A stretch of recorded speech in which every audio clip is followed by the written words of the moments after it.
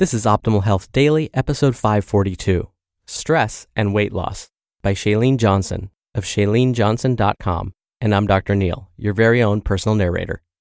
Welcome to a Tuesday edition of Optimal Health Daily. Remember, this is one of 5 podcasts where we read to you from blogs for free so that you don't have to read them yourself.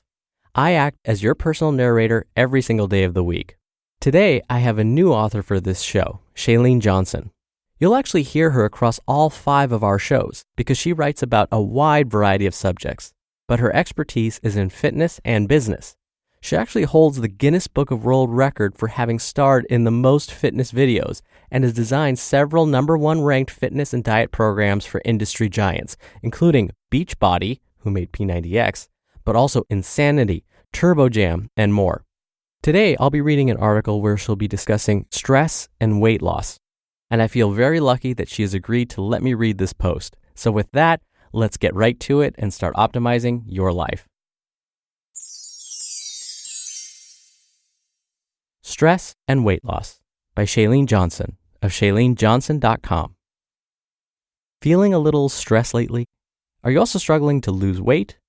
If you're doing everything right, working out, eating clean, consuming the correct amount of calories, and you still can't seem to make any progress, well, what gives? Well, have you considered taking steps to reduce your level of stress? Stress can greatly affect your body, your energy level, weight, being prone to illness, your emotional state, and how you feel overall. The good news is you can take steps to reduce your stress level and get your weight and your life back on track. My story of stress. Are you one of those people juggling a lot of things in life? Maybe you have a job and a business on the side, a family, and a house to take care of. And you're also finding time to exercise and cook healthy meals. On top of that, you're chasing down big goals, and you have a to-do list that's half a mile long. I know I talk a lot about crushing your to-do list and going after goals, but sometimes we have to take a step back and look at the bigger picture to make sure we're headed in the right direction. At one point in my life, when I was undergoing a considerable amount of stress while filming a new series of workout videos on top of running my business, I experienced something similar to what you might be going through. I was working out more than I ever had in my life, 2, sometimes 3 times per day, and eating less than usual. I was also doing too much mentally and getting by with very little sleep. Regardless of how much I exercised or how clean my diet was, I was at my heaviest. I finally had to step back and take the advice I'd been giving to other people struggling to lose weight. I needed to reduce my stress level and do less. Keeping up with the Joneses. You see, I was one of those people who equated busyness and stress with success. I thought I couldn't keep up with what I'd achieved or continue to be successful if I wasn't always busy. In fact, I came to resent anyone who wasn't as busy and stressed out as I was. I thought relaxing meant you were lazy, and I had this crazy urge to make a to-do list for anyone who wasn't running around like a chicken with its head cut off. So, why are you stressed out? Does that scenario sound familiar? Oftentimes, our stress level is dependent upon our preconceived ideas about what success looks like and what we think we should be doing with our lives. But the truth is, you can have all the money, the cars, and the toys, but if you're constantly on edge and your personal life is a mess, these things don't necessarily make you, quote-unquote, successful. Over the past few years, I've realized that stress doesn't equal success. In fact, once I sat down and defined what success truly means to me, I realized it's the exact opposite. Since then, I've made small changes that resulted in a big shift, and I got in the best shape of my life, physically, mentally, and emotionally. Overcoming stress. So how did I get here? I started working from the inside out, and everything else followed suit. If you have a lot of stress in your life and you're struggling to lose weight, or you simply just have a lot of stress in your life, consider doing the following. 1. Create your own definition of success. What does success look like to you? Don't worry about money, job titles, or what your friends and family think success is. Create your own definition and figure out what you need to do more or less of in order to get there. 2. Reevaluate your goals. Now that you've defined success on your terms, do your goals match up? Consider setting new goals that will help you reach this new stress-free destination. 3. Delegate and do less. You can do anything, but you can't do everything. It's time to start taking some things off your plate. Brainstorm a list of everything you do at work, in your business, at home, etc. Then, figure out what you can delegate to others so you can focus on your most important tasks. 4. Change up your workouts. Over-exercising doesn't do your body any good, and it won't help you lose weight. Instead, consider changing it up. When I was over-exercising and struggling with my weight, I combated it by making my workouts shorter and more intense with HIIT, or high-intensity interval training workouts. 5. Include flexibility training. Not only does flexibility training help keep your body from getting injured, but it also helps your body recover and reduce stress. Take time to stretch and breathe. 6. Take a close look at your diet.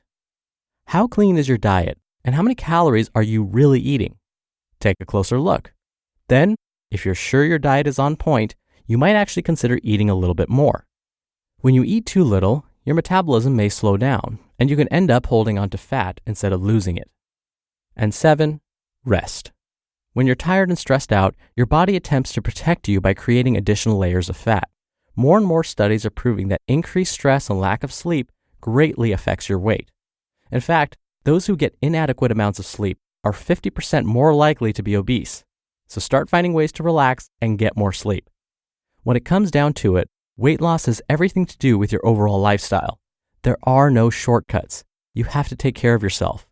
Do the work from the inside out and start making small changes and shifts today that will lead you to the life you want to live and your own definition of success. You just listened to the post titled Stress and Weight Loss by Chalene Johnson of ChaleneJohnson.com. Now, Chalene has multiple top podcasts too. You can search her name and they'll pop up. And she's featured on a bunch of our old podcast shows where we, of course, narrate blogs for you. Remember, we have 4 other shows. To find them, just search for Optimal Living Daily wherever you're hearing this. Now, on this Friday's Q&A, I'm actually going to dive deeper into tip number 6, taking a close look at your diet, and whether eating too little can actually hinder your fat loss efforts. What I'll say right now is there seems to be a little bit of a debate about that. So definitely come back this Friday for the Q&A episode. It'll be episode 545, where I'll go into more details about whether eating more will help you lose fat. But I completely agree that getting rest, incorporating some flexibility or yoga, something like that to de-stress, can absolutely help with weight loss.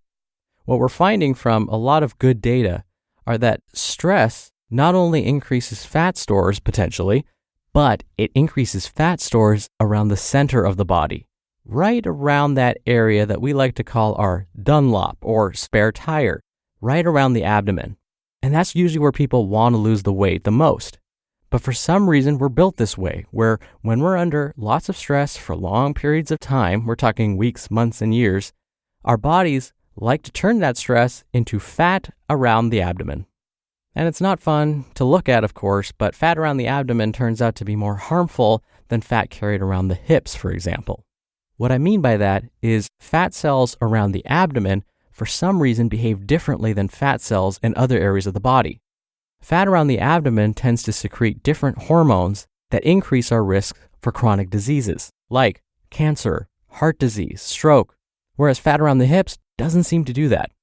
Now, I know hearing this may be increasing your stress levels as I speak, but remember, there's always something you can do about it. So don't just say, oh, I'm stressed out, that's just the way it is, I'm always going to have fat around my belly. Nope. As we just mentioned, there are 6 to 7 ways you can help reduce that. And I'll go into more details this Friday during our Q&A. All right, that'll do it for me for today. Thank you for listening. Thank you for being a subscriber and sharing the show with someone. I hope you have a great rest of your day. I'll be back here tomorrow, as always, where your optimal life awaits. Hello, Life Optimizer. This is Justin Malik, creator and producer of this show and Optimal Living Daily, the brother podcast of this one. Literally, I'm Dr. Neil's brother. If you like the format of this show, you'll love Optimal Living Daily too, where I also read to you from blogs, but cover other topics like personal development, finance, and minimalism from bloggers like Derek Sivers, The Minimalists, Zen Habits, and many more. So for more amazing content read to you for free, come subscribe to Optimal Living Daily too, and together we'll optimize your life. You You've been listening to Optimal Health Daily. Be sure to hit the subscribe button to stay up to date on each new episode, and head to oldpodcast.com. That's oldpodcast.com for a free gift, as well as more actionable tips and resources to help you maximize your potential. Thanks for joining us, and remember, your optimal life awaits.